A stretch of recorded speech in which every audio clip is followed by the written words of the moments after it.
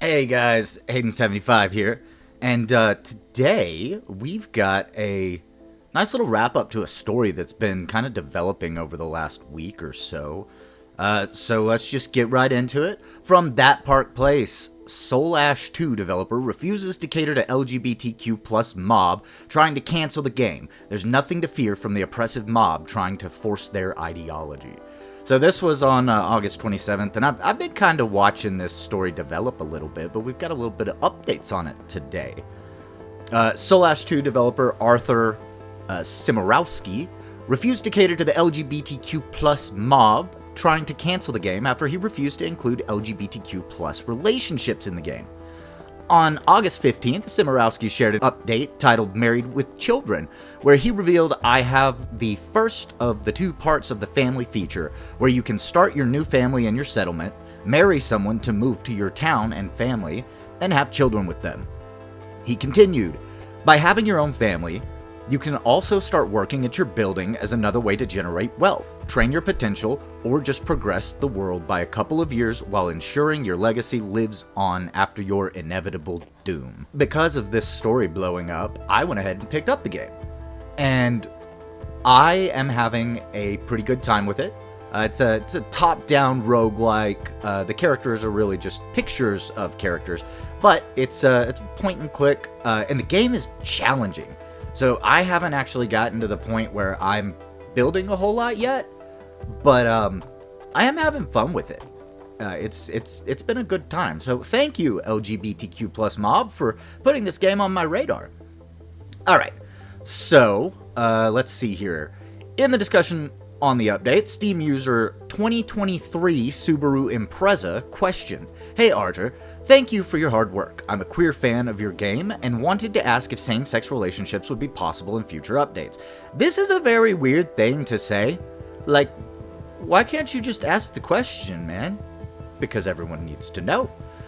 I know other devs like the ones who made Medieval Dynasty, which is another great game, and they considered it too late to put into the game. I just wanted to see if it was something on your radar or if it would be safe for you to implement in the future. The user concluded, "Thank you for your time and dedication to this game and the community." Smiarowski responded, "The main purpose of the family system is to create a legacy through children, and given our limited ways to interact with NPCs, I don't think there's a good way to represent relationships, so I don't plan to expand that right now. More extended interactions were something that some players wished was a bigger focus of the game, but unfortunately it would take a long time and probably the removal of the conversations and dialogue systems to turn Soulash 2 into The Sims, as well as other games I'm already trying to mix," he noted. So that is one thing about the game, is there are some, it's fairly limited dialogue with the NPCs, but it serves its purpose for what I've seen so far.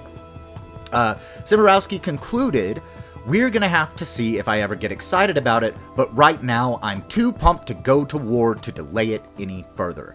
Now remember that, I'm too pumped to go to war to delay it any further.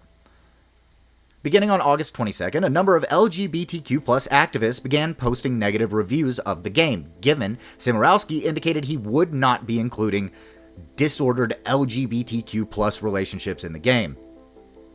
The reviews began when 2023 Subaru Impreza wrote, "Developer banned me from the Soulash 2 community for asking him to implement same-sex marriage in the same way he implemented heterosexual relationships."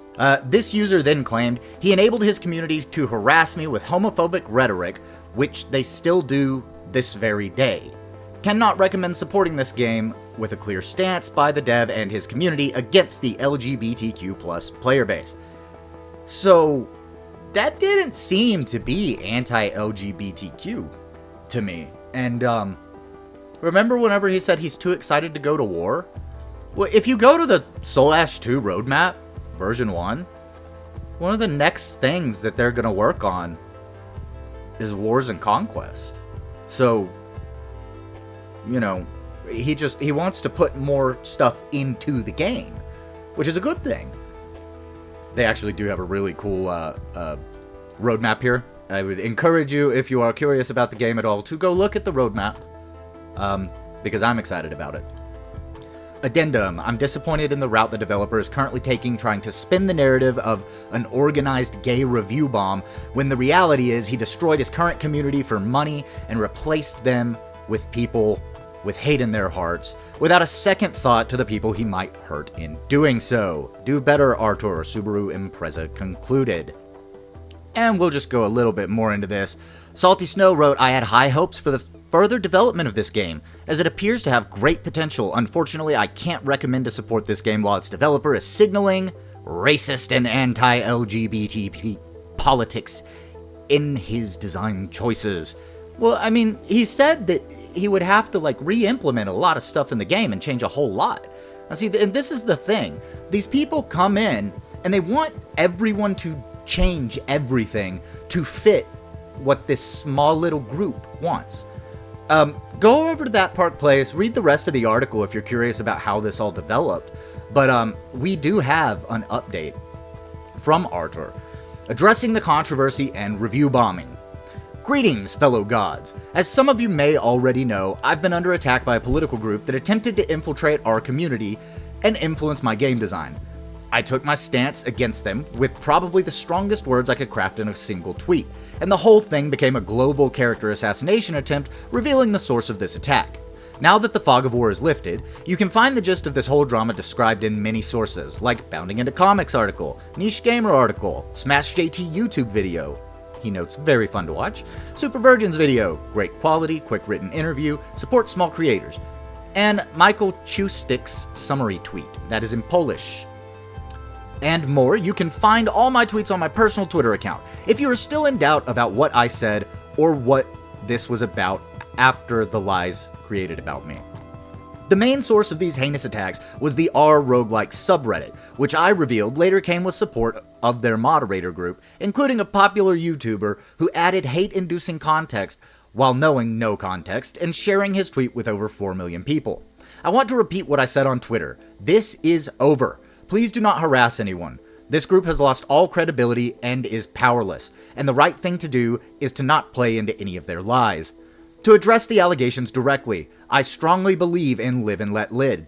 I am not a bigot, and this was not against the LGBTQ community, but the extremist political group that has been hiding behind a rainbow flag and pretending they are fighting for good. To all of the good people of any background, you are welcome to enjoy games and join our communities.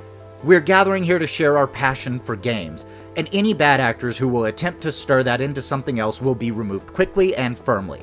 Now, this statement leads me to believe that that person may have been banned, just because they probably did start trying to stir something up after that first comment.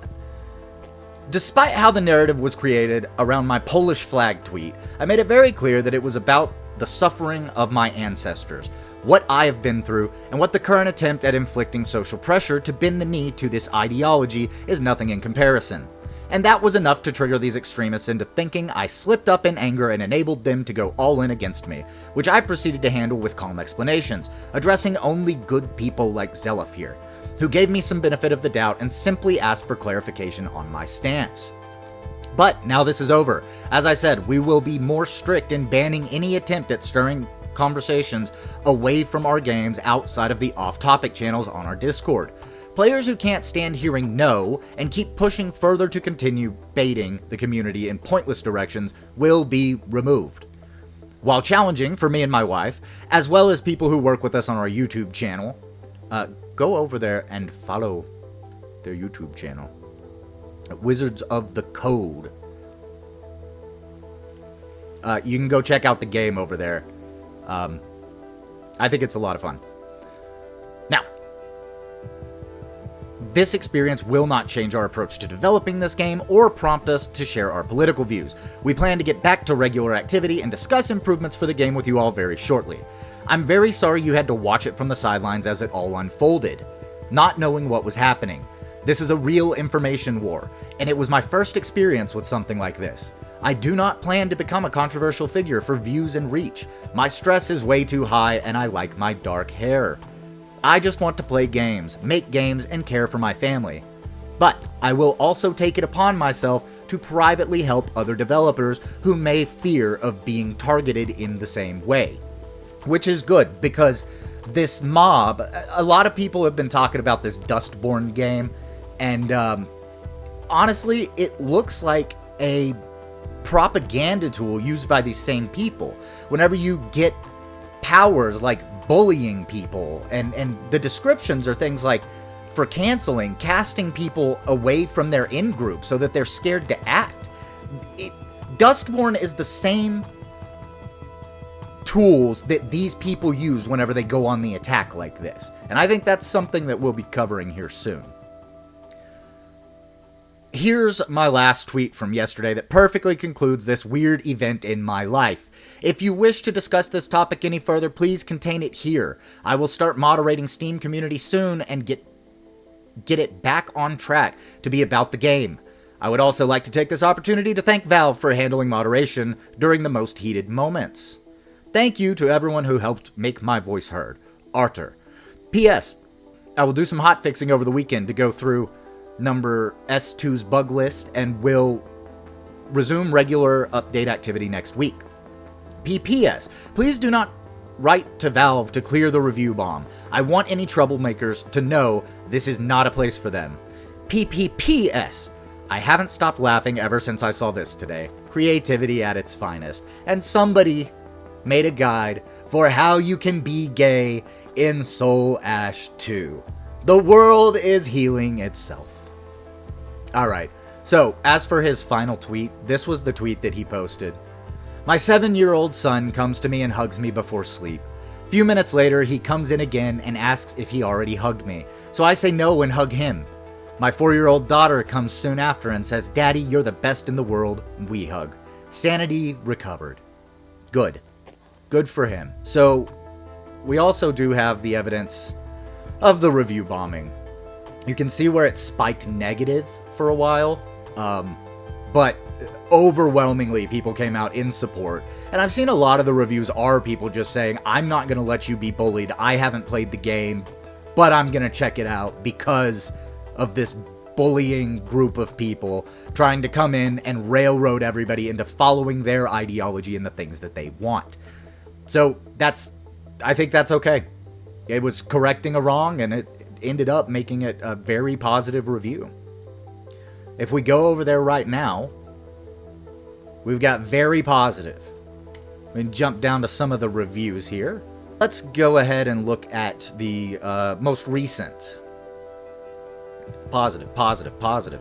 Not recommended. I was on the Discord just now trying to discuss the recent controversy. Link removed. This was posted today. The dev posted to his Twitter directly equating the LGBT disavours to Nazis. I brought this up on the off-topic forum. Okay, well, there you go. Where people were directed to discuss the situation and got immediately banned for introducing my spin to the conversation.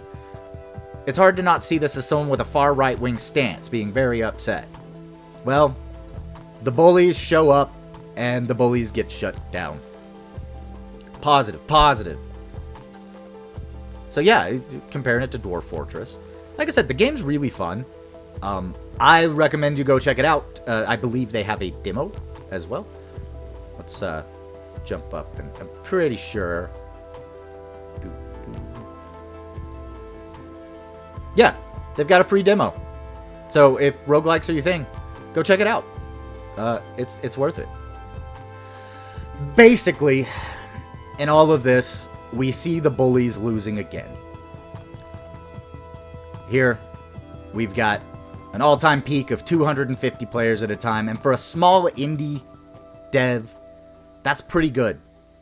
That's pretty good. But 126 playing as of 3 hours ago. Like, it's got a small audience, but it's an indie game. So I'd say go ahead and go check it out. Oh, and by the way,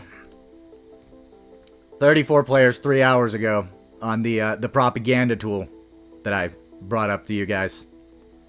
So, yeah, that's not going well for him. But I may be checking this one out because, like I said, I do think it is a propaganda tool. Anyway, thank you guys for checking out this video. It's just a short little coverage of that whole thing.